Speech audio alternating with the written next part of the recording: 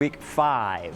Do I have an apology that if you do watch last week's class on the YouTube thing, my lips will be moving the last 15 minutes, but you won't hear much because I didn't realize, I didn't look down at my thing and it was red, meaning the battery kicked out. So we'll still put it up because most of the class is on there, but I could just see the people watching on YouTube hitting their TV. What's going on? Before I get into the actual lesson, couple I call them life tips maybe. Friday, because the weather was kind of crummy, so I said to Marie, why don't we go and get our COVID shots, and flu shots together. So we went over to Walmart, the pharmacy there, and they didn't have the COVID shot. So, but we got our flu shot, and then I hadn't had a shingle shot yet. So one of my friends was telling me that they had this, so I better get one of those. So I got both those shots.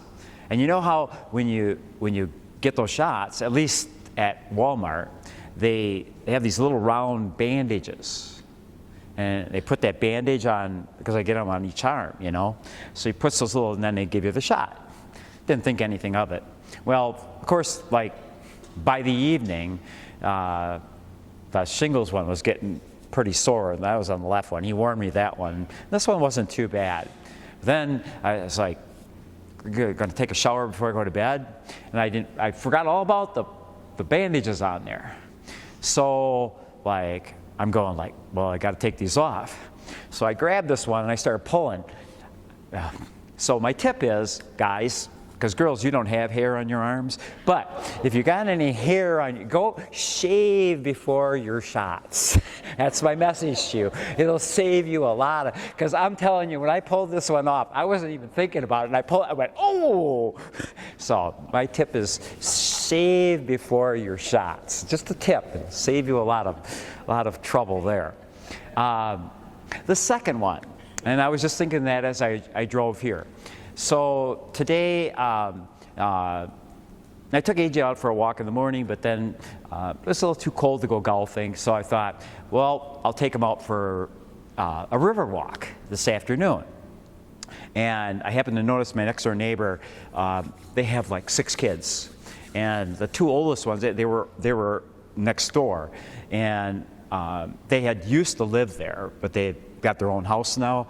So I know the kids really, really well. And I went over there and I said, the 2 oldest, one is 11 and one is 8, girl and a boy. I said, hey, you want to come with me? We'll take AJ on the river walk. Of course, they're all excited. And so they came with me on the river walk.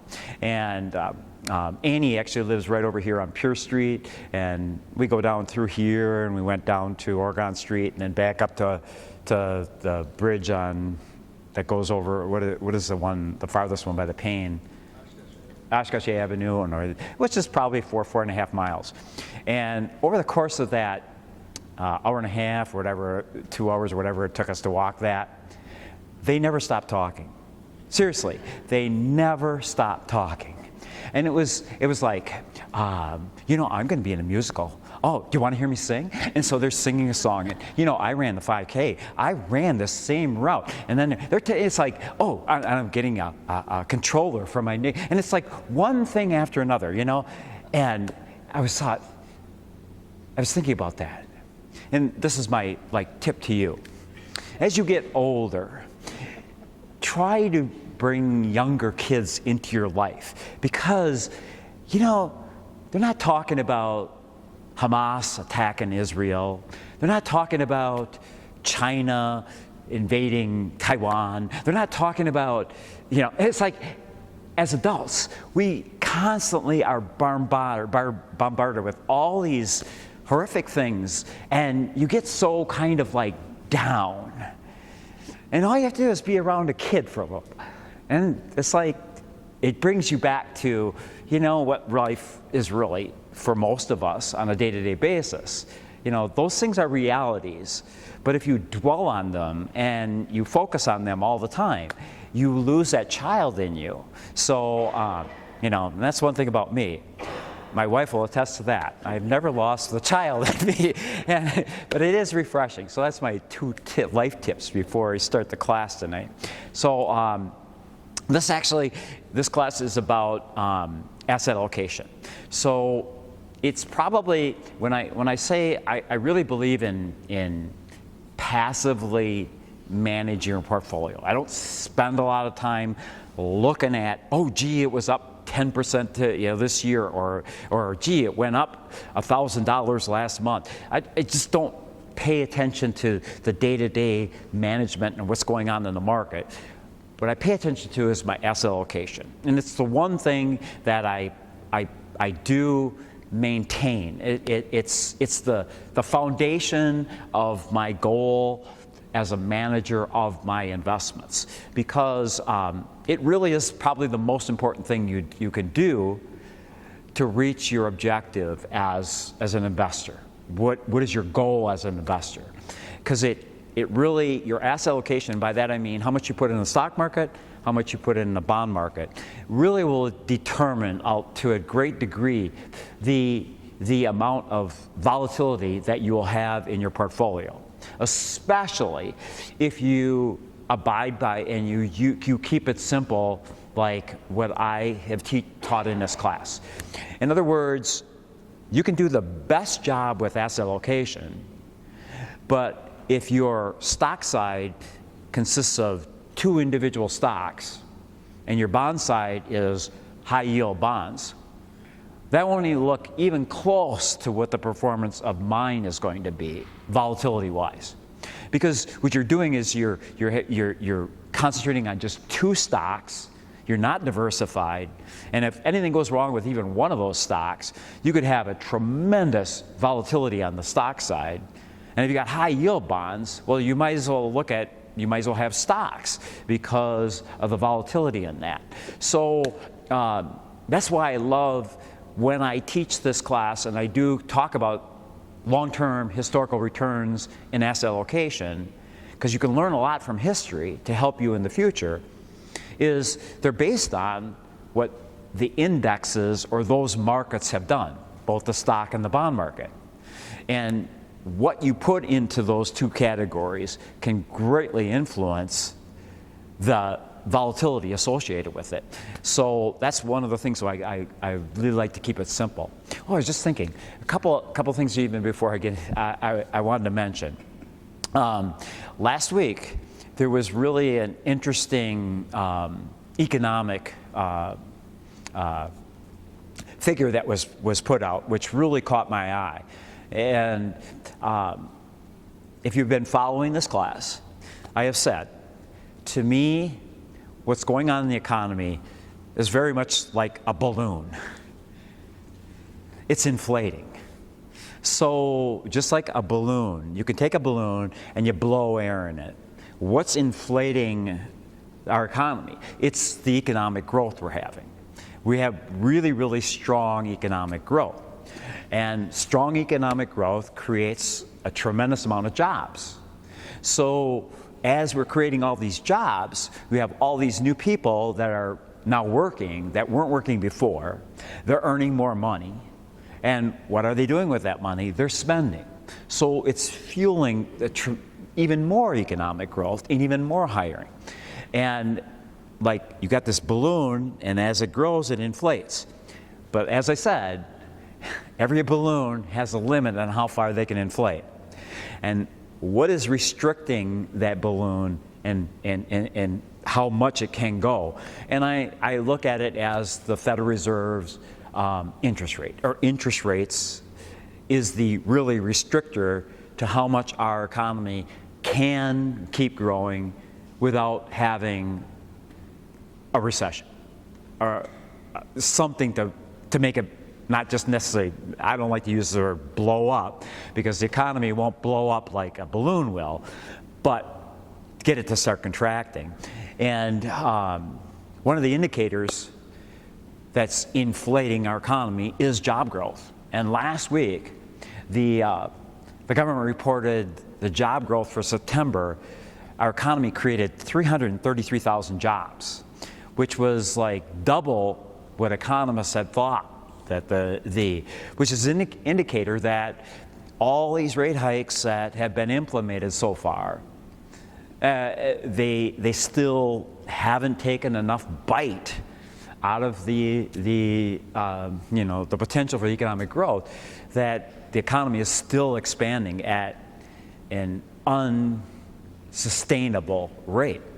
That kind of job growth is unsustainable because it's going to create even more inflation. So, I thought that was kind of like something that caught my attention, and it probably would indicate to me, like if I was a Federal Reserve governor and my job is to get inflation under control, I mean, I could see another rate hike coming in November. We don't know. I don't know. I'm not a governor, so we'll see. But certainly that kind of job growth must have their attention. So I wouldn't be surprised to see a rate hike. And each rate hike is going to get us closer to that breaking limit on the economy and a recession. I saw one banker who's a prominent banker in this country. He said the Fed Reserve could get to 7% over the next time. The other thing I saw that was really, really interesting, it has to go with my lesson on bond investing, is when interest rates are really low, shorten the duration, shorten the kinds of bonds you're investing in. And I've been teaching this class, and I every year I've taught people when interest rates were so low, go to shorter term rates. And I saw an article, and I believe it was by Motley Fool. I think it was one of those, but they said since 2000, bonds that had maturities of more than 10 years, meaning long-term bonds, are down 46%. 46%.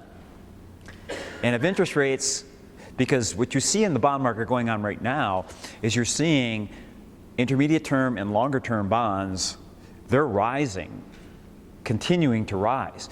And that would just drive those long-term bonds even farther. So 46%, if interest rates go up even more, that could put them in this is the biggest drop ever in over a time period in the long-term bond market. So something really serious is going on in that bond market. It's really to take note. So that's why knowing about duration and knowing about interest rates is really important for you to manage on your bond side. And don't get into those longer term bonds. And stay away from those high yield bonds, because if we do have a recession, high yield bonds can experience the same thing and with huge drops in principal. Okay, so getting back to asset allocation, what is it? I give everybody, when I do this class, this homework assignment, because I've been doing this for a very, very long time, and I can't fathom how many people I've helped on an individual basis because they had no idea what they were doing and they asked me for help. And I'm always glad to help people with as much as I can. But they would come to me and they would have investments all over the place. So in order to be an effective manager of your asset allocation, you have to have some understanding, well, where is my money invested? What kind of assets are they in? So people will have company retirement plans, they'll have a financial planner, and they'll have IRAs with them, and then they might have some money piled in at the bank, and some people have individual investments too.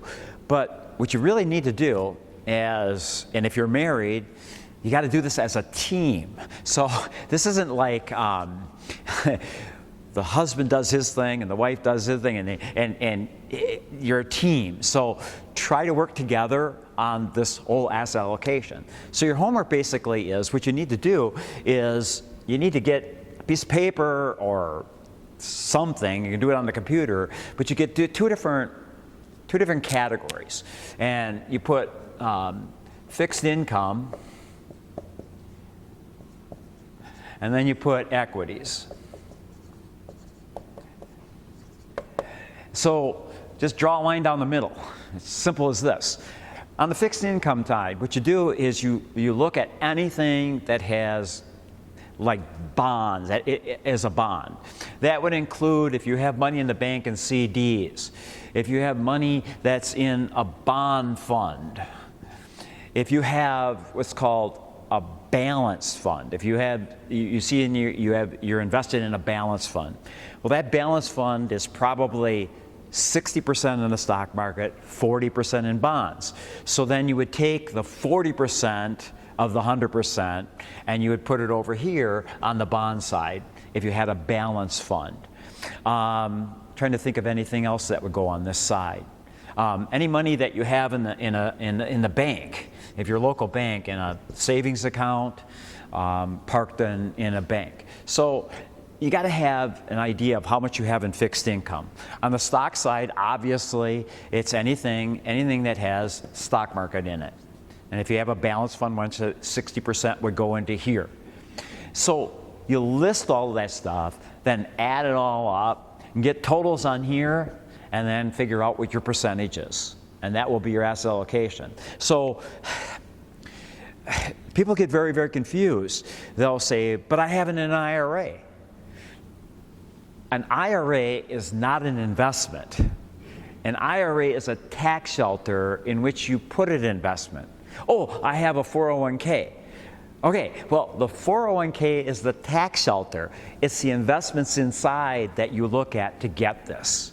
So at the very least, you have to have a handle on your asset allocation before you can do any kind of decisions on what you're doing in managing a portfolio.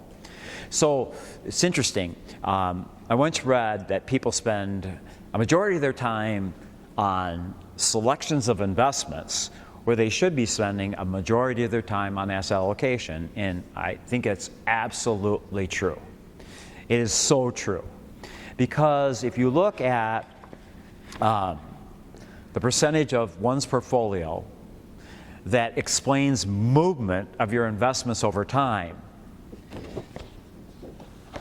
only about 9% is due to the security selection that you have and market timing, and 91% has to do with your asset allocation.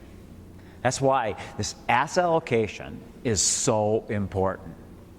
And it's really, like I say, I have met literally thousands of people over the years with investments, and I can't tell you how many times people would tell me, I went to my financial planner and I told them that I'm a conservative investor. Well, then they trusted the financial planner to manage them and set up a conservative portfolio. So what happened is all of a sudden you'll have a recession and they just got creamed. And they go like, why? And so I look at it and I would see that they would have 80% in the stock market and 20% in bonds. I really remember when I first started teaching this class, we had the roaring 90s, and especially when I did classes at the senior center, people would come up and they had told their portfolio manager they wanted a conservative portfolio, and they basically had no bonds in it. Or if they did have bonds, they had high yield bonds. And the rest were in like really aggressive things. So the amount that you have in the stock market on this side will, to a great degree, determine how much volatility. If we want to use a sports metaphor, this is kind of how I look at it. If you're talking about a football team, offense is the stock market. Defense is over here. And, you look at the two, and what always wins the Super Bowl? The team with a better defense, right? And I do really believe it. Long term, if you want to be successful over your lifetime, you're offensive when you're younger because you can afford to be. Why can you afford to have your majority of your money in the stock market and be tremendously offensive? I would say up to the age of like 50, if you so choose. And the reason being is that you possess something that allows you to not touch your investments. And what is that? It's called human capital. I always look at the kids in high school and I say, you know, you have no idea how wealthy you are. And they look at me like, what do you mean? Because you're 16, 17 years old and you possess all this human capital. What is it? Human capital is your youth. Human capital is your talents that you haven't even started mining yet. And when you develop that human capital and you start using it in exchange for that human capital, people will pay you money. And you can use that money to pay your bills and to live and to buy things. And you can leave these things sit and grow. Because ultimately what you want to do is keep taking parts of that human capital, the wealth from it, and putting it in over here and having it work to you so you don't have to touch it. And then eventually you get to that point where you can use your human capital for fun things like I do, and you can live off of that capital, the investment capital that you have built up, because it's a byproduct of your human capital. And so that's the whole process of it. So as a young person, because you have this human capital, you live on that, and you can this part can be very, very volatile because you're not touching it, you're not living on it. But when you ultimately get to that land of critical mass or get to that age, what you want to be able to do is not to have to use your human capital to produce money, because you've accumulated enough capital and investments that you can do what you want. I read a great article once, and they asked someone that was quite wealthy, like, what's the whole point? Why make the sacrifices? Why, as a young person, should you sacrifice? And why don't you just spend it all? And his answer was really good, because it's not about, and I tried to explain this to kids in high school because it's really difficult, because we live in a very materialistic world. And I tried to explain to those kids that, you know, you can always replace a car. You can always, even if your house burns down, you can always get another house. Material things you can replace. But the one thing you can't replace is every minute or every year of your life. And if you don't invest and don't follow that plan of taking some of the byproducts of your human capital and reinvest it into things like investments, then you will be doomed to using your human capital until possibly the day you die, because you have to. In other words, what this is, it's about owning your time. And owning your time is priceless. I can tell you, it has been absolutely priceless to me to be able to get up every day and do what you want. That was what is so motivated. Try to get people to understand how it's so worth it. And those sacrifices I made, the things that I deferred spending money on, not having fancy cars, not having big houses, just living be under my means for the benefit of being able at a very young age to own my time for the rest of my life, is just an incredible reward for the sacrifices that you put into it. But once again, you got to have the knowledge that this doesn't run. In other words, that's what this class is about, is being able to manage this so that it does last the rest of your life. And that's, once again, where asset allocation comes really into play. Understanding, and that's where managing your asset allocation. Because I say up until your age 50, pretty much asset allocation is not a big deal, because you just put it in a stock market. and you use your human capital. But after age 50, it becomes very important to be cognizant of your asset allocation, because you're going to be in a position within hopefully a short time of where you need to take money from the investments. And then you need to have in a position to know what kind of investments and reduce volatility so that you don't burn it up too fast. So there's three things that go into asset allocation. Number one is the need to take risk. Basic principle of money is, in order to get a reward, you must take risk.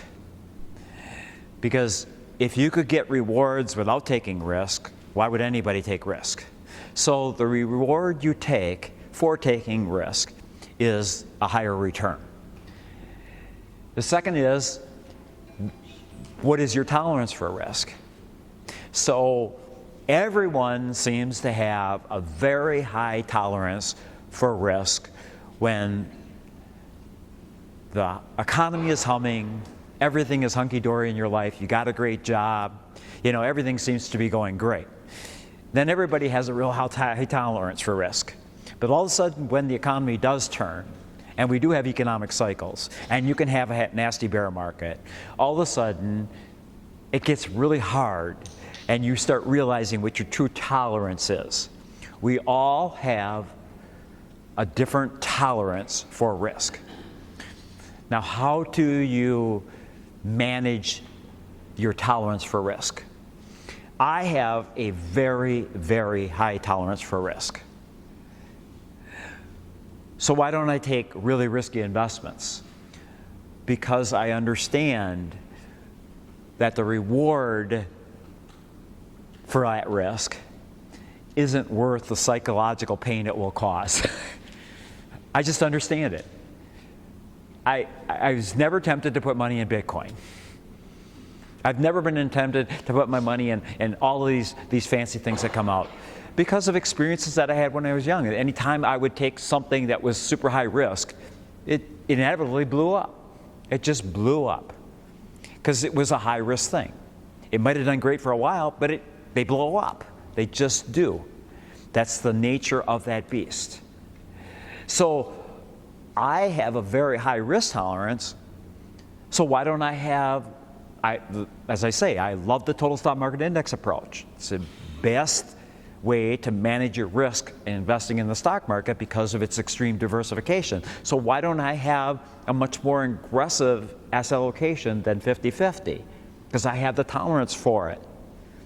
Because I understand it's not worth it. It's not worth it. There's a great saying once when someone asked John Bogle. He was at a party, and John Bogle, if you don't know who he is, he was the founder of Vanguard, and just a brilliant man. And he was never one of these flashy guys. He could have went out and managed the hedge fund and all that kind of stuff to make a whole bunch of money. I'm not saying he was a pauper. He wrote many books. He probably had a multi-millionaire. But the fact of the matter is he could have made a lot more money if he had wanted to. But anyway, John Bogle was at a party one time. And one of the guys came up to him and said, see that young guy sitting over there? There's a guy over there maybe 25, 30 years old. And he says, that guy made more money this year than you probably made your whole life. And John said to him, yeah, but I have something that he'll never have. He goes, what's that? Enough. Because that guy over there, he'll never have enough. People who chase risk for this fantastic, quick thing, even if they're lucky enough to score big on it, the chances are they're going to blow it, right? Because it's addictive. It's a thing. They never have enough.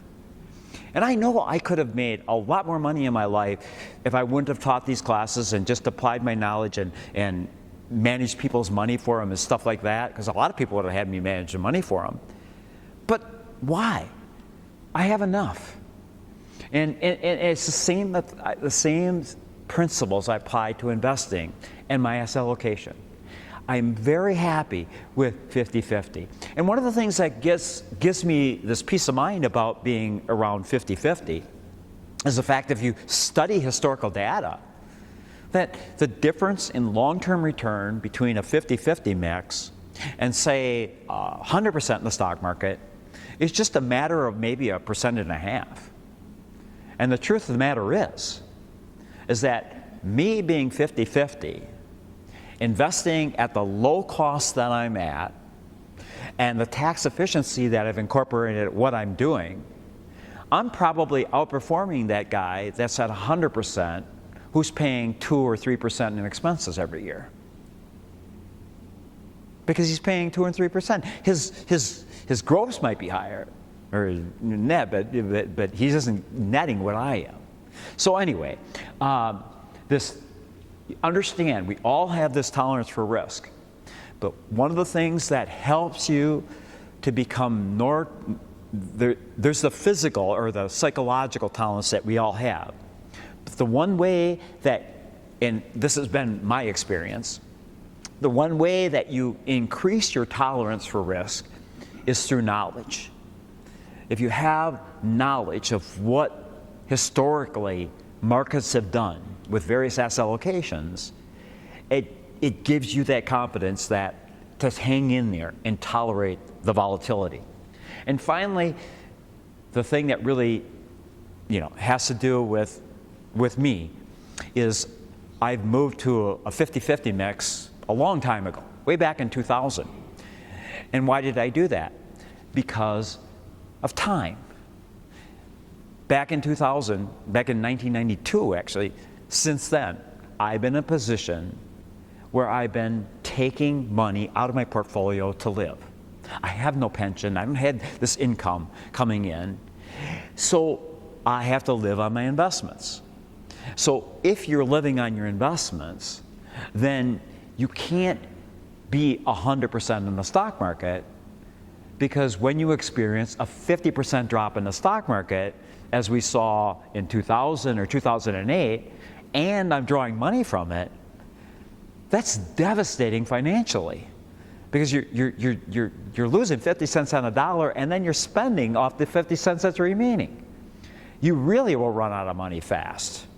So even though I was younger than what the models say I should have, my time horizon at which I was going to draw money out of an investment, my investments, is a determining factor in your asset allocation. So when you look at this, it not necessarily is your age, it's the age at which you stop working. Okay, so like I say, you get back to this risk. You got to get your risk straight. So the risk premium is the amount of return you get for bearing the ups and downs of the market. That's the reward. What is the penalty for not taking risk? It's called the safety penalty. That's the amount you lose each year when you avoid risk. So when you look at my philosophy of investing, I would never have a whole lot of money in a no-risk investment. And what's a no-risk investment? Like a savings account or a money market account. To me, the money I have parked in there is probably the money I'm going to spend within a year.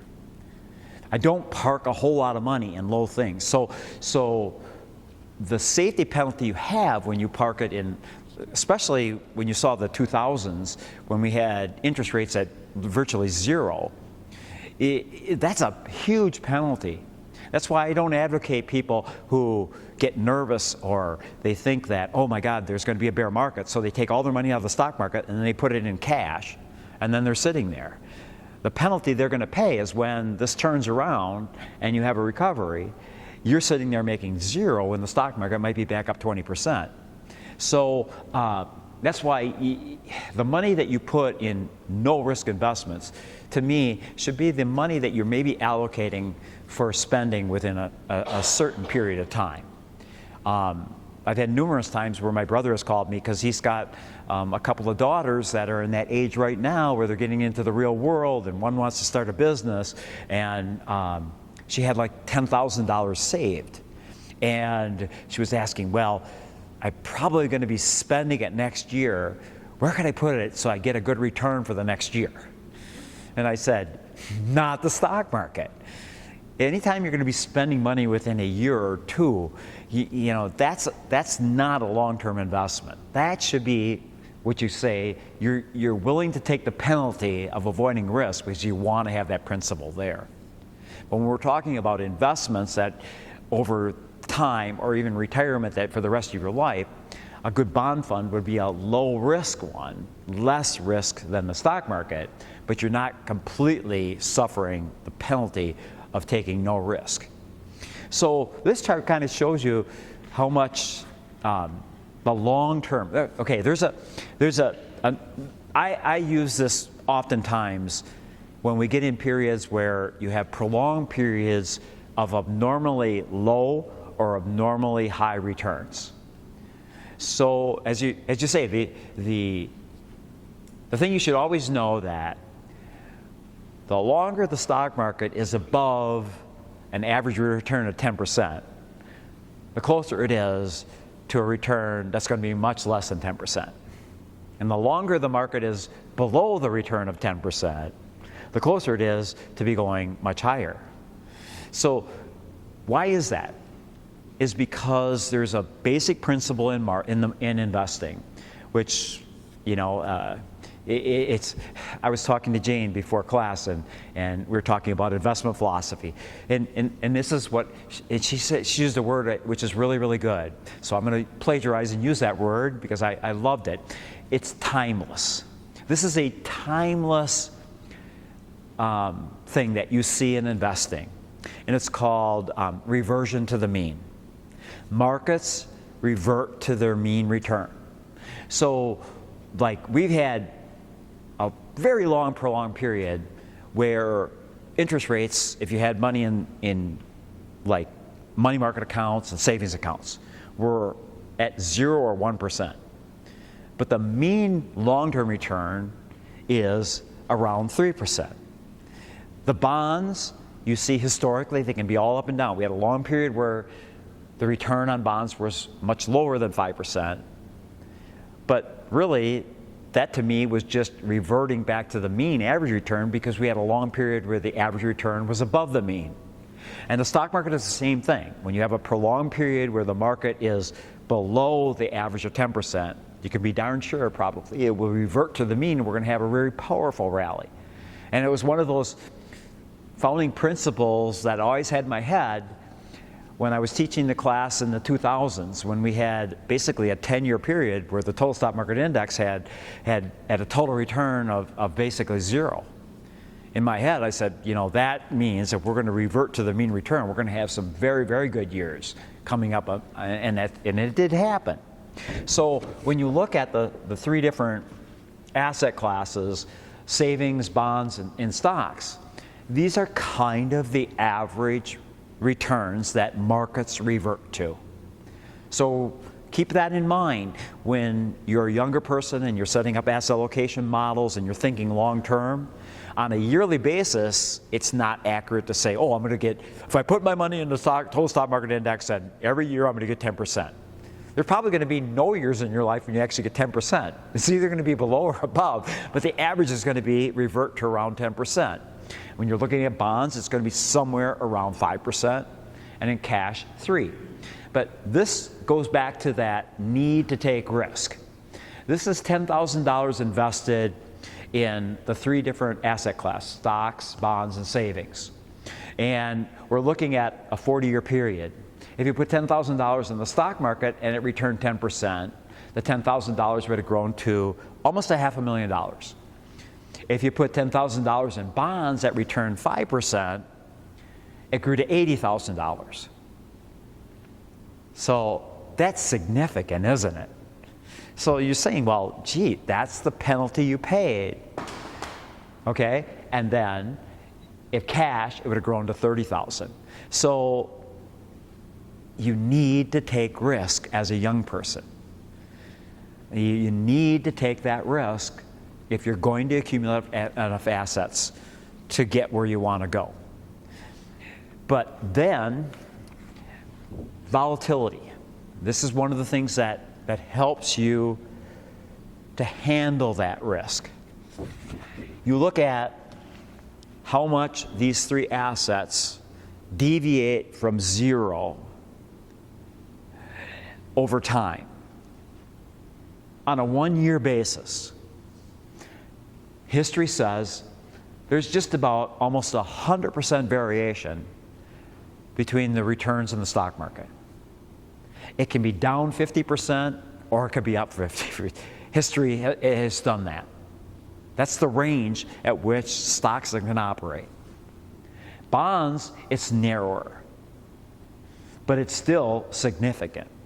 Cash, it's never gone below. Then you get to 5 years, look at how much the range of volatility on the three assets narrows.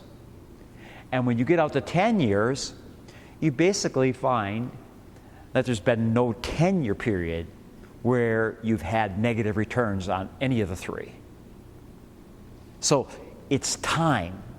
And when do you have time to absorb that risk of this volatility? When you have a 10-year window. And you don't have that when you're 60 years old or 70 years old.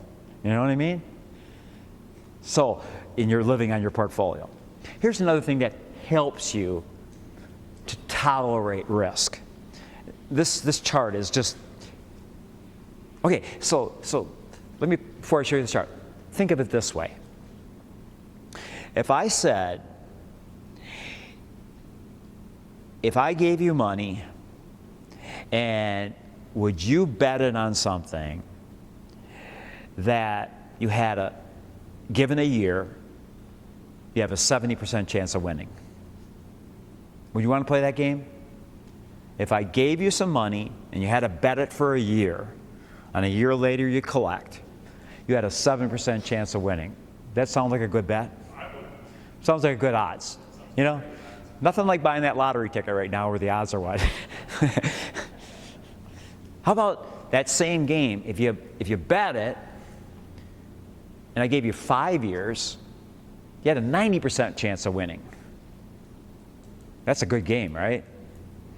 How about if you give it 10 years, 97% chance? What game is that? That's the stock market. In actuality, on a 1-year basis, if you look at the S&P 500 on a rolling returns from 1926 all the way up to 2002, on a 1-year basis, the stock market advances 70% of the time, declines 30% of the time. On a 5-year basis, it drops down to 90% of the time it advances, and 10% it contracts. And over a 10-year basis, it's like 97%. So everybody, and this has to do with human nature. One of the things that you have to kind of is helpful to be an investor is to understand how our brains work. Negative stuff impacts our brain much more than positive. The reward for winning in the stock market, everybody loves that. But losses scar our brain much more than that reward gives us. People get scarred by this side of it. And it impacts us psychologically more. And that's where education and knowledge helps to overcome and don't get scarred. In fact, I have gotten to the point right now that, I mean, I hate to say this, but I would look forward to a 35 or 40% drop in the stock market anytime soon. It'd be a tremendous buying opportunity for me for long term because I know I can weather it, because I have the asset allocation that allows me to do that, because I have a significant portion of my portfolio in bonds, which will not go down if we have a recession. I can take the money I need to live on from those bonds and wait for the stock market to come back. That's the balance of asset allocation. So to me, bad news is good news. And really good news is kind of bad news. But that's That's how you have to be as an investor if you really want to think right. And don't get scarred by the negatives. Okay, once again, like this is another chart giving you historical returns, and these are really helpful to you to build that brain that can handle volatility. 1925 to 2012, average return in the stock market was around 10%. The best year was a 1-year return of 54%. Some of you have taken this class, but anybody who has not taken this class,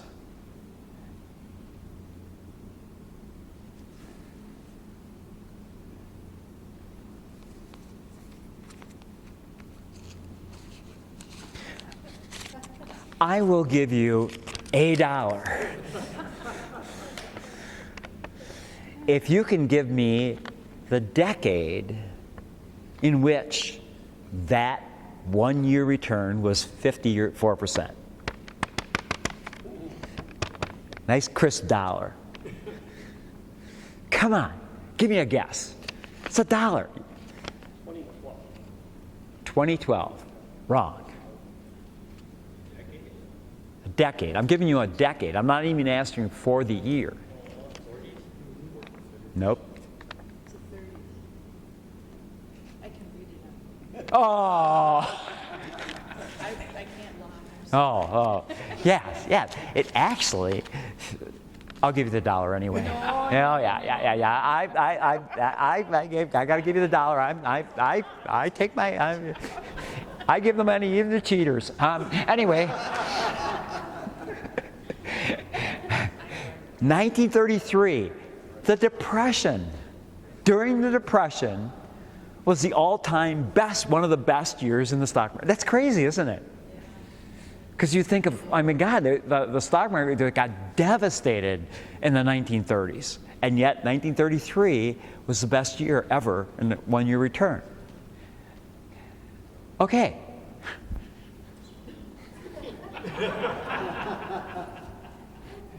What's the worst year? 1931. That was 1 year. Was 43. So bonds. So you can see that the long-term bonds, the 1 year, the best was the average is like 5.7, up 40%, and that actually was a very quirky time. We go back to that bond lesson. That's when Paul Volcker raised the overnight lending rate and caused a recession, and interest rates dropped tremendously, and interest rates were so high that the bonds returned 40% in 1 year. And that's kind of what we're going through right now. And on a 1-year basis, like 15%, but I think we've eclipsed that last year, probably, because this was basically 2012.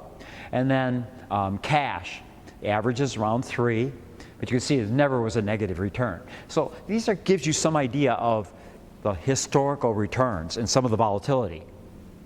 Let's look at the historical returns on various asset allocations. So once again, if you had 100% in stocks and 0% in bonds, you have the best years like in the 54, average 10.2, this is 1926 to 2013, 10.2, and the worst year, 43.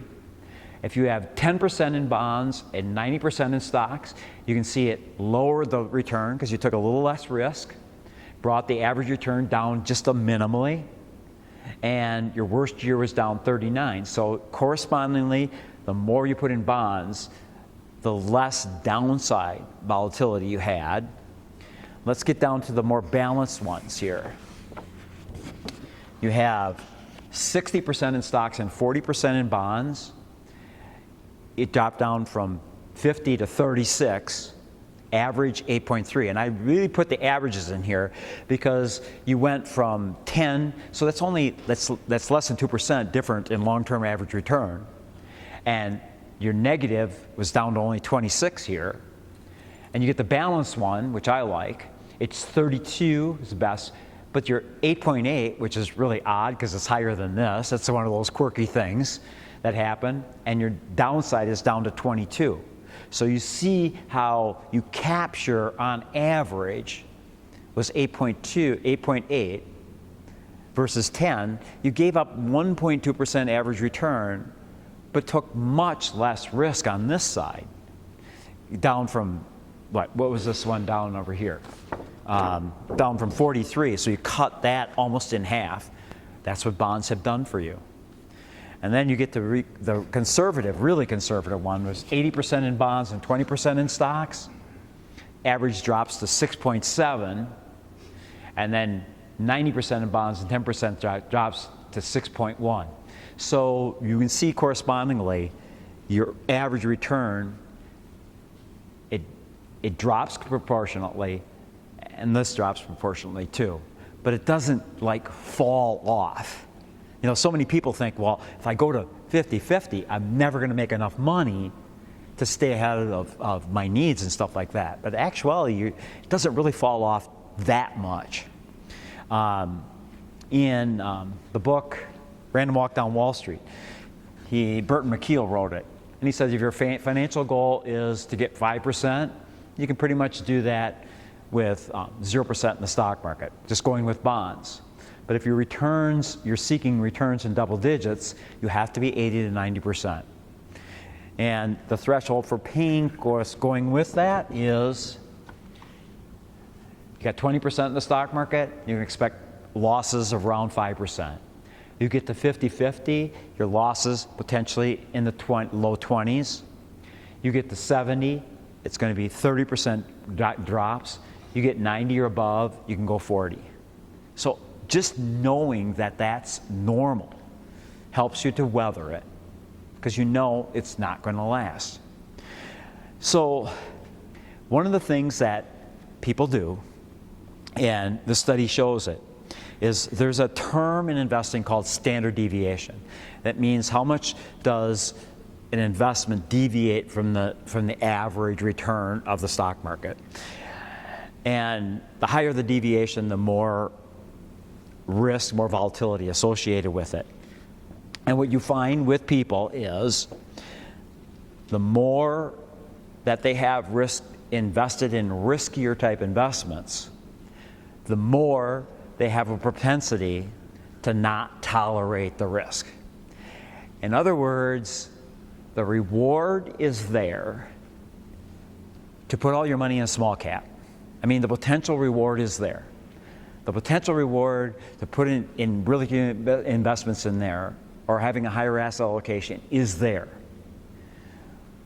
But studies show that people who do that can't tolerate it. And so then they pull out. And then they end up underperforming the true potential of that particular investment. And this study was done from 1997 to 2011. You had a standard deviation of 15.2. The funds in that sector returned 150 over this time period, returned 159.4%. The average investor in these funds returned 136. So they lagged the market by 23%.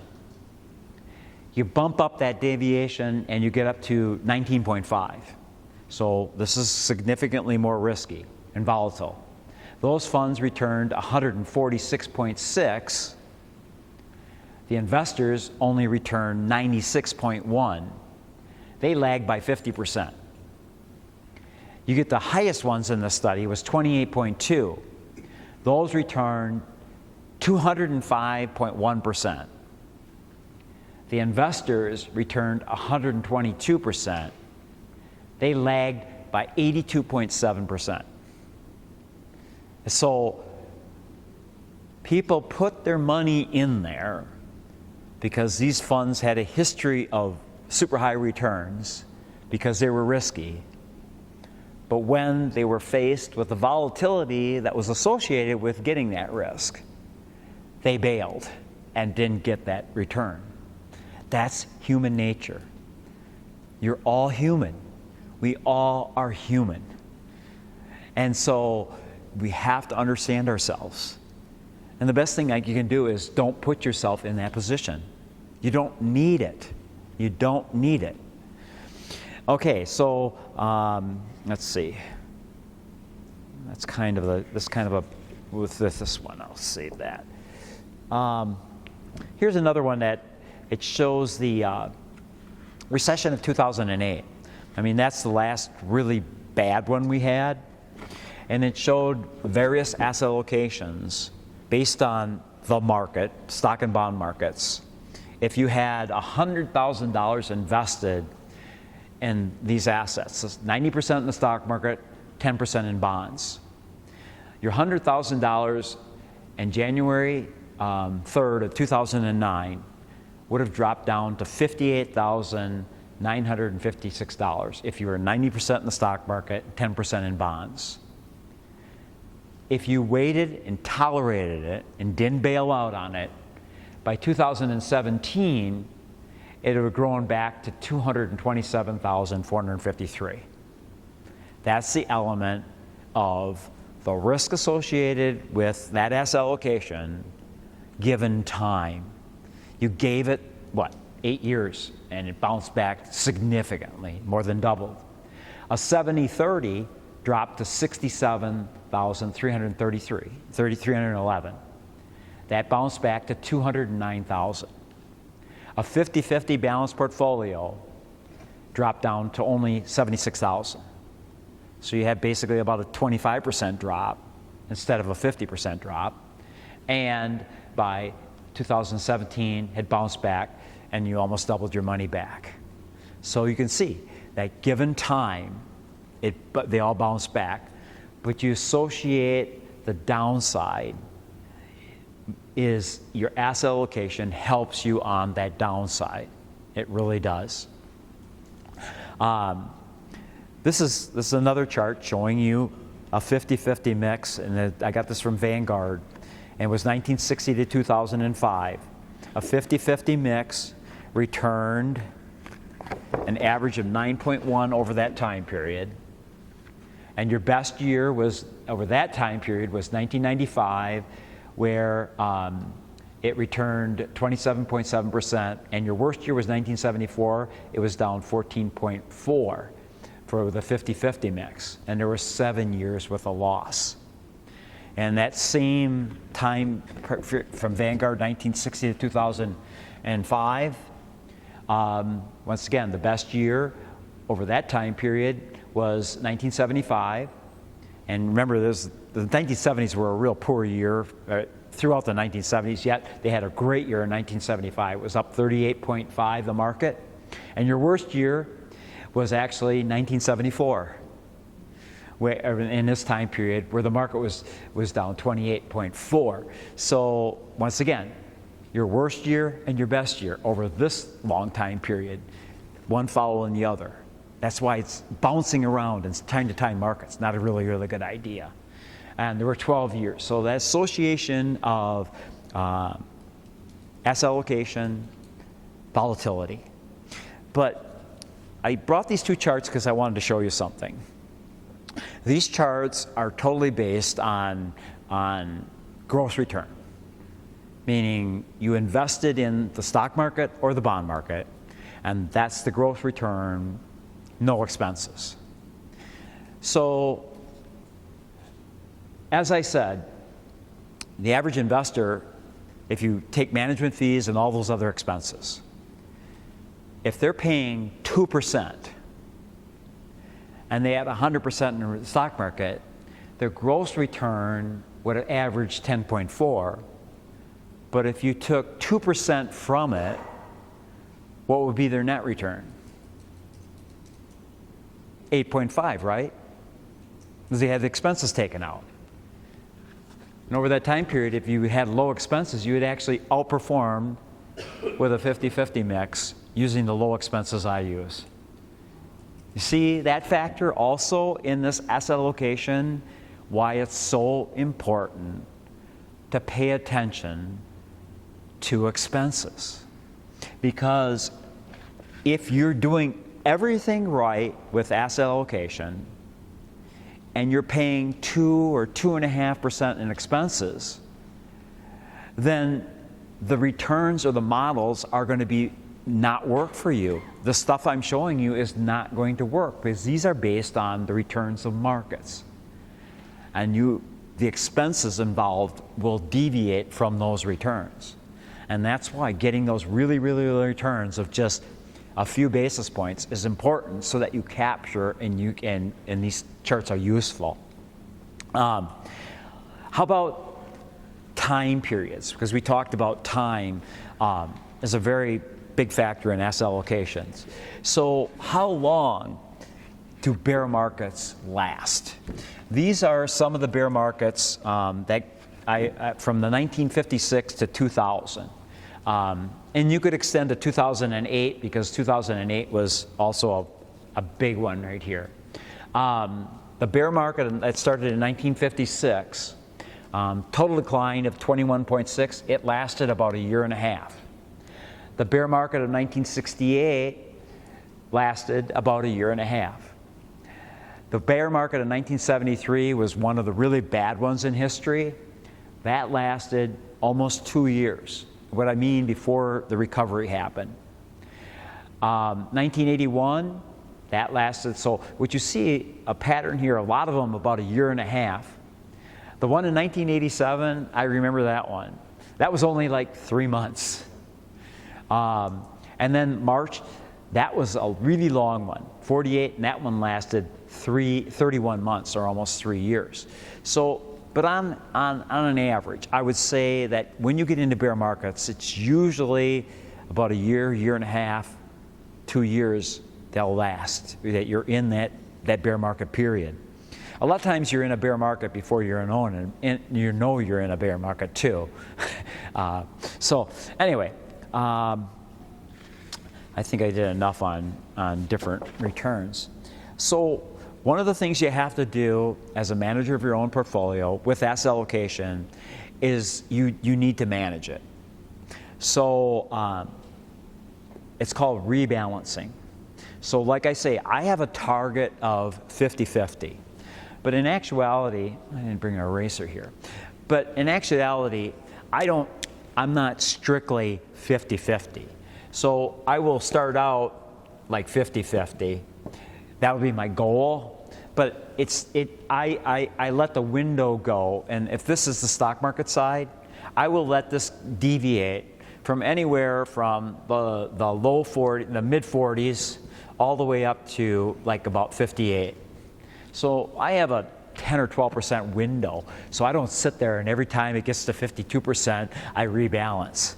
In fact, I kind of rebalance like once a year. And I'm at the age where I have to take a minimum required distribution. So and this is probably another helpful hint to people who are retired and have to take minimum required distributions. Because I get asked this question all the time. People call me up, where should I take my minimum required distribution from? Well, all you have to do is look at your asset allocation. And if I find my asset allocation, say, is 57% stocks and 43% bonds, well then I will take my minimum distribution from the stock market side. If it's the opposite, like this year coming up, I'm more heavily invested in bonds than I am in stocks, I will simply take my minimum distribution from the bond side. So you need to rebalance. So for younger people, what you do is you look at your company retirement plans, and that's where you want to rebalance. You want to rebalance inside your company retirement plans, because if you rebalance in a taxable account, then there could be capital gains and dividends and interest taxes and stuff like that. You can rebalance inside your IRAs and 401ks, and you don't have to worry about expenses and rebalancing. But I don't rebalance that often. I kind of let it navigate. But many people, if you don't, let me show you what happens. This is a chart that kind of shows you if you didn't rebalance, and the time period is a 10-year period from 1989 to 2006, not quite 10 years, but that time period in history. If you started out in 1989 and you were 50-50, and this person doesn't rebalance, This person, at the end of every year, rebalances and gets back to 50-50. Okay, they both start out with 100% in the stock market, 100% in the portfolio. By 1999, we had a tremendous market in the 1990s. This portfolio, the asset allocation changed to 73% in stocks and 27% in bonds. Now, bonds performed quite well during that time period, but the stock market was just exceptional. And so what happened, it dominated the asset allocation. The portfolio grew from $100,000 to $365,000. The $100,000 here, where that person annually rebalanced, it was 50-50 in 1999, of course, and the portfolio grew to $334,332. So basically, you could say the penalty for rebalancing was you didn't make that $30-some thousand. But the reward that you got for rebalancing is you maintained a lower risk profile going forward, where this one is facing potentially more risk on what they're doing. Well, evident that risk that you were taking because you didn't rebalance, that penalty came to roost when we had the recessions of the early 2000s. So this portfolio declined over that 3-year period 17%. This one only declined 5%. So 1/3 of the volatility of the person that didn't rebalance. That's the reward you got. By 2006, this person was still in a higher risk asset allocation than the target. And his portfolio had grown to $439,465. The person who rebalanced actually outperformed the person that didn't rebalance. That person had $444,699. So, in my opinion, that is what you call a winning strategy. You had a higher return, and you maintained a lower volatility and lower risk, and you outperformed because you rebalanced. So, I mean, that's why I preach it. But once again, human nature comes in. Because what does human nature get us to do when you're really rolling? I'm hot. I can stand it just another month. Just another month. That's human nature. And when that little voice is going on in your head, you need to calm it down. Because that's the bad child inside of you. Listen to the adult then in the room. Because rebalancing is what you need to do. This is an interesting chart I got many, many years ago. And the time period was 1980 to 2000. And you have 3 different categories. You have chasing the winners, investing in the losers, or just having a diversified, broad-based asset allocation. And I didn't have the ability to copy the actual chart that they had, but what it was a big box, and it had all these different categories that we slice and dice the investment market in. It had long-term bonds, intermediate-term bonds, short-term bonds, high-yield bonds, cash. It had large-cap stocks, small-cap stocks, mid-cap stocks, large-cap growth, large-cap value, large-cap, and mid-cap. So there was all these different boxes because within those boxes, every year, there's one asset class that outperforms all the others. That's just the way it is. The market is what's cyclical. So different types of things perform differently each year, but there's always one that's on top. And then you have a progressive de-escalation to from the best performer to the worst performer. Are you following me so far? You got a visual image of what I'm looking at here? And it was very complicated. It would have been crazy for me to do it. But basically, what it did is then it summarized different investment strategies. One is, let's every year take $10,000 for 20 years and just put it in the winner every year. Another one is, let's take $10,000 and just put it in the worst performing asset every year. And then the other one is, let's take $10,000 and split it up evenly between the 20 different asset things here. Not over-investing in any one, but just diversify the money equally amongst all the asset classes and then just take that return as it works out. You follow me so far? So what happened? This is a 20-year period. If you would have just chased the winners and went after the top performing asset, you had invested $200,000, $10,000 every 20 years, and your portfolio would have grown to almost three-quarters of $1,000,000, and your average return would have been 11.4%. If you had just taken the $10,000 every year and bought the worst performing asset every year, the stinker, the worst performing asset every year, your money would have grown to $794,000. Outperformed this one by $80,000. Average return of 11.87. If you had diversified it equally among stocks and bonds and all the different asset classes and invested that $200,000, it would have grown to almost $1,000,000 with an average return of almost 13.69%. Diversification. Spreading the money around. Don't chase winners. But what do you see constantly thrown at you in the Wall Street Journal, on CNBC, on Barron's, and all that stuff? Do they put the losers in there? Are they always telling you, promoting the worst assets or diversification? Aren't they always talking about the stars? Put your money in this. It's always the top performers. But in actuality, if you had a bet on the losers, they probably long-term would have beat those guys. So, basic principles of asset allocation is, history shows that risk and return are related. The more risk you take, the more potential return.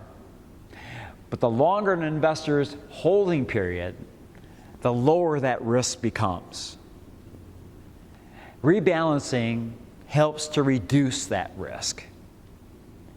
And most important of all, distinguish between your attitude toward and your capacity for risk. Be honest with yourself. Don't be brave when everything is great, and be a complete chicken when things get bad. You can't let your emotions jock you around.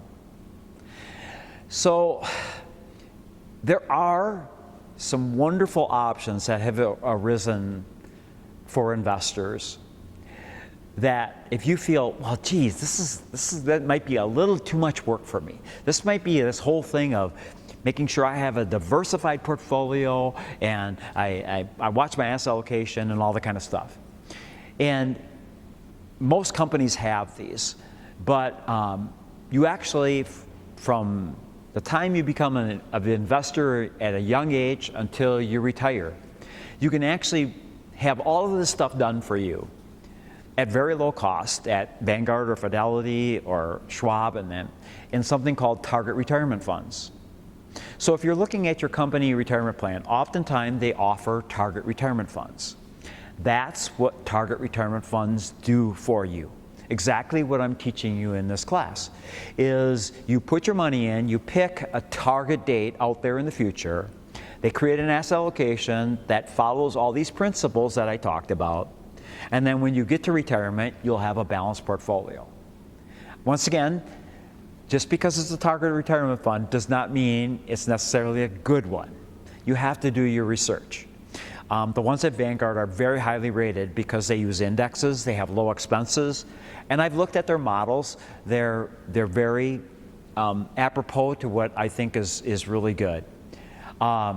Another approach you can have, and a lot of people that have taken this class choose this option too, is when you get to that age of where you're thinking you're going to retire, and you have this company retirement plan, and maybe you have some IRAs, and you want to simplify. And one of the things that I totally advocate is simplifying what you're doing with your investments, because it's much easier to maintain your asset allocation if you don't have 1,000,001 different investments all over the place.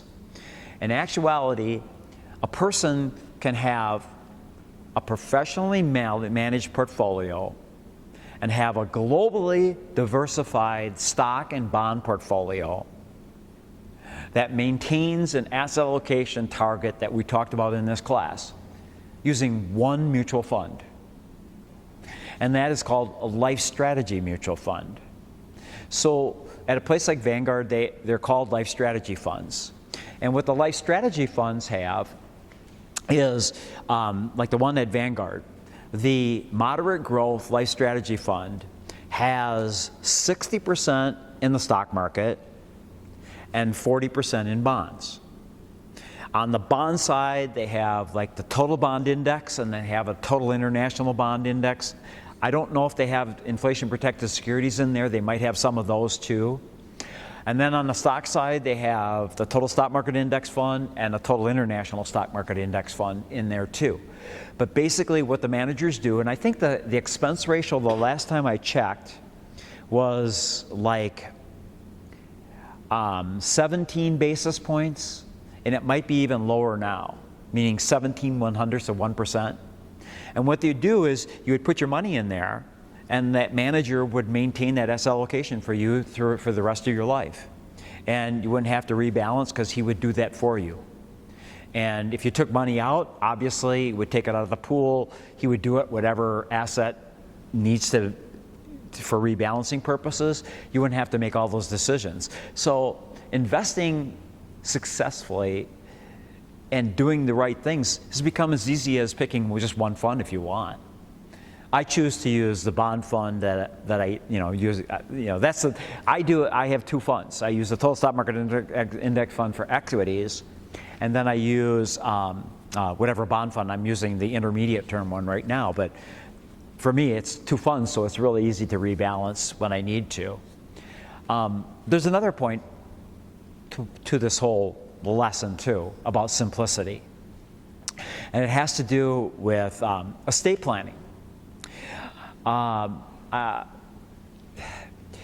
If you're married, my wife, she's constantly like, what would ever happen to like, what should I do, like if you died or something like that? And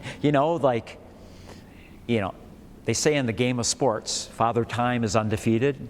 Well, in the game of investing, Father Time is undefeated too. We all pass away at some time. And I always tell Marie, you know what? It's like you don't have to do anything, because her IRA is this balanced portfolio, and she has the same investments I have. And my IRA is balanced out, and she would inherit my IRA. She doesn't have to do anything. And I can't tell you how many women have come up to me and called me and said, oh, my husband died. Now, what do? I got all this stuff. He's always managed the money, and he's got stuff all over the place, and this is always a nightmare. Simplifying what you're doing makes it this whole thing about estate planning and making a transition on your financial life. So husbands, do it for your wives. Because I can't tell you how many women are so stressed out because the husband died and took care of all this stuff, and they're just overwhelmed. And when you're overwhelmed, you are a victim to the people out there that are going to sell you all kinds of stuff that's going to be super high expense. You're just glad to somebody that'll tell you, you know what, I can take care of this for you. You don't have to worry about it. Well, you don't know when you sign the dotted line how much you're paying for all that services. So when you simplify things and make it understandable, that whole transition, if one passes away, it makes it so easy on the estate planning side too. All right, any questions? Yes? When you talked about rebalancing annually, is there a good one? Well, okay, so I shouldn't have said that.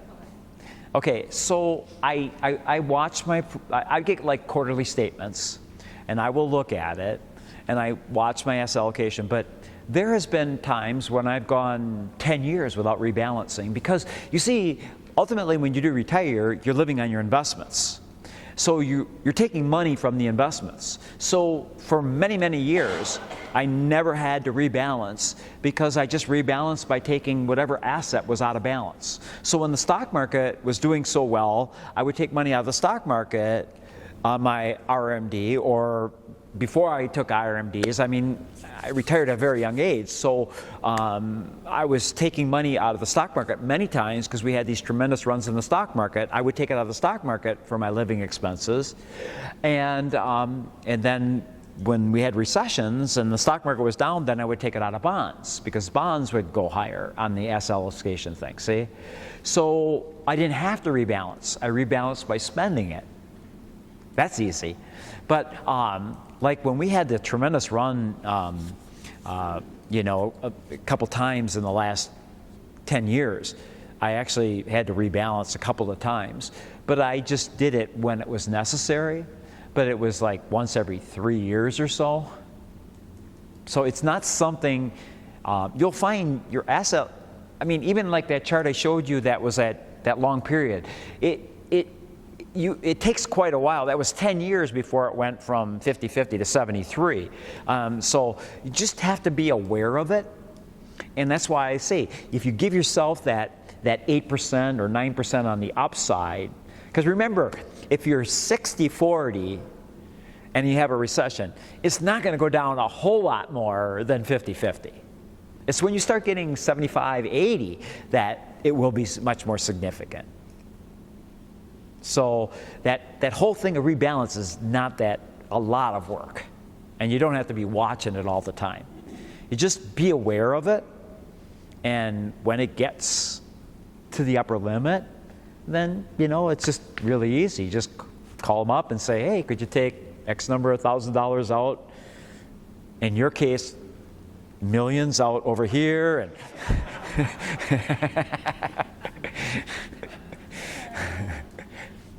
any other questions? Yes? My question is, so you said you retired at what, 42 or something? Yeah? Somewhere there. So like, I have a lot of my money in my 401, my company's 401k. If I wanted to retire early, I mean, I can't touch that until 59 and a half, correct? No. That's wrong. Oh, okay, see, I didn't. If you retire, you can take that money out of the 401k. Okay. You just have to pay taxes on it. Bad idea. Okay, see, I didn't. So what you want to do is you want to roll it into an IRA. So I would want to take, and they would let you do that before 59 and a half. Oh yeah, you can roll an IRA. If you're 25, you can roll an IRA. If you change jobs, you can roll it into an IRA. Now, you can take money out of IRAs before 59 and a half without penalty for some exceptions. But you got to fill out a special form on your tax form. And it's also based on you can't take as much as you want necessarily. It's based something on your age and stuff like that. So you have to follow some guidelines, which you need to talk to a tax guy about. But you'll have to pay taxes on it, but you won't have to pay the penalty. But it's a provision in there where you can start accessing before 59 and a half. Okay, see, I didn't know that. That's Yeah, good. yeah. So, I found I didn't. And that's why in this whole process of, you know, if you're in a position where you're a super saver and your goal is to retire early, I would highly suggest, and I will talk about some funds next week. I'll talk a little more about taxes. There are some tremendous options where you can invest in mutual funds that are extremely tax efficient outside of IRAs and 401ks. At Vanguard, they're called tax managed funds. even something as efficient, tax efficient as the municipal bond fund or the total stock market index are very tax efficient. But anyone whose goal is to try to retire before 59 and a half, it's probably a really good idea to also invest in outside of your qualified things, so that you don't have to do that. You can let that money in. So, and once again, also with Roth IRAs, any money you put in after 5 years, you could take that out too.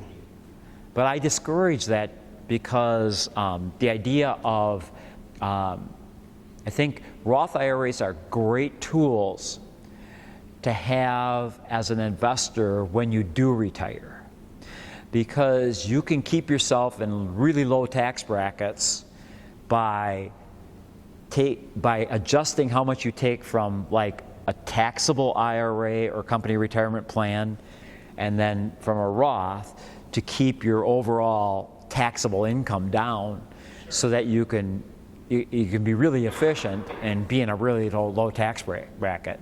So tapping into a Roth IRA before you retire, not a good idea. That's a good question though. It's just like there's an option with your company retirement plan where, oh yeah, you can borrow that money. And what's the big deal? Because you're just paying yourself back, you know, but wow, you can get into so much hot water doing that. You know, you got to pay interest on it, and it's like when you take it out, you got to pay the taxes on it, but then when you put it back in, it's after tax dollars, so it's basically double taxation, you know. So it's a bad idea to be borrowing from your company retirement plan. It's a bad idea to be tapping into retirement investments ahead of time. It's just if you're absolutely desperate. But to buy a boat or a fancy car or something like that, bad idea. Bad idea. You had a question? Yeah, I did, and I don't know how to ask it, but I'll try. Well, just, you know, one word at a time. You mentioned, we're thinking with this economy that we're living in right now, we're expecting the Fed to come and raise the prime rate sometime. They haven't raised the prime rate? Huh? Anybody know what the prime rate is? 5 something? I don't know. You brought it up. You see, I don't borrow money, so prime rate means nothing to me. I just know it can't be very low. It's got to be. But basically, when the Fed does that, if they have. There's a formula with the prime rate. It's adjusted off of. Do you know what the prime rate is adjusted off of? It's something off of treasuries, isn't it? Sure, it's more than 5% though, because that's what the overnight lending rate is. Yeah, yeah. So if we get up to that 7% level, okay, this is a banker said that. You know, like bankers say a lot of stuff. No, I understand. So to me, I think the economy is going to break before the Fed gets to 7%. Okay, but where I'm going with this is as that interest rates keep going up step by step, if they do, with your bonds, what kind of a bond can you purchase that you can lock that higher interest rate in? Well, a treasury bond. Okay. If you want to go out there and sign up for Treasury Direct. If you sign up for Treasury Direct and they have an auction, you can buy bonds from the government, and they're non-callable. So if you get a 10-year Treasury that's locked in at 5%, you'd be locked in for the 10 years on 5%. But if we saw that rate go up to 7%, wouldn't that be a good move to make at that time? Because Well, a bond if paying the 7% is not you know what, I would make a prediction. If the Federal Reserve gets to 7%, I would predict long-term bonds and intermediate-term bonds are going to go down in yield. just because they got Because bond investors are going to say, at 7%, that is going to really kill the economy, and we're going to have a recession, and then inflation will tank. You know what I mean? So it's ironic. The higher the Federal Reserve gets, the better the long-term outlook for lower inflation is. It's kind of a reverse thing. Yep. Thank you. Yep. It gets kind of complicated. It's kind of weird sometimes. That whole bond thing, you got to have a reverse mind in it to be good at it. Any other questions? Awesome. Well, thank you very much.